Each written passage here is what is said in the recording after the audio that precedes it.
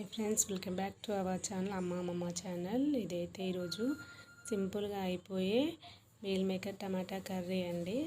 దాంట్లో ప్యాన్ పెట్టి ఒక పావెడు నూనె వేయాలి, తర్వాత ఆవాలు వేయాలి, తర్వాత ఆవాలు చిట్టమన్న తర్వాత జీలకర్ర వేయాలి, తర్వాత పచ్చిమిర్చి చీలికలు ఒక 2-3 పచ్చిమిర్చి చీలికలు పొడుగ్గా కొంచెం కట్ చేసుకొని వేయాలి. అవి మగ్గిన తర్వాత ఉల్లిపాయలు వేయాలి.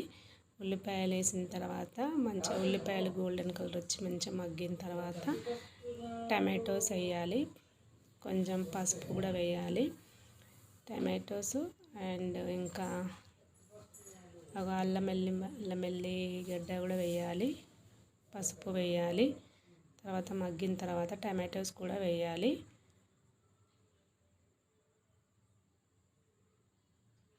తర్వాత అలా అన్నీ వేసిన తర్వాత ఒకసారి అలా కలుపుకోవాలి. మంచిగా కలిపిన తర్వాత టమాటోస్ వేయాలి. నేను వేస్తున్నాను చూడండి, టమాటోస్ వేయాలి.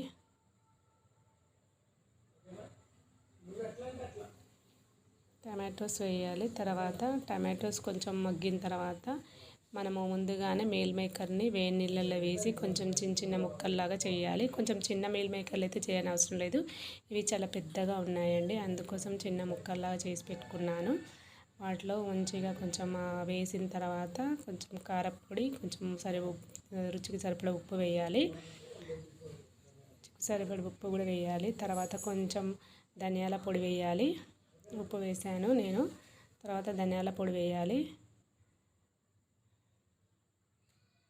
తర్వాత ధనియాల పొడి వేసిన తర్వాత మళ్ళీ ఒకసారి కలిపి కొద్దిసేపు మూత పెట్టి మగ్గించాలి. తర్వాత కొన్ని ఎసరులాగా నీళ్ళు వేయాలి. కొంచెం నీళ్ళు వేస్తే కొంచెం మన గ్రేవీ లాగా వస్తుంది, అప్పుడు కూర చాలా టేస్టీగా ఉంటుంది.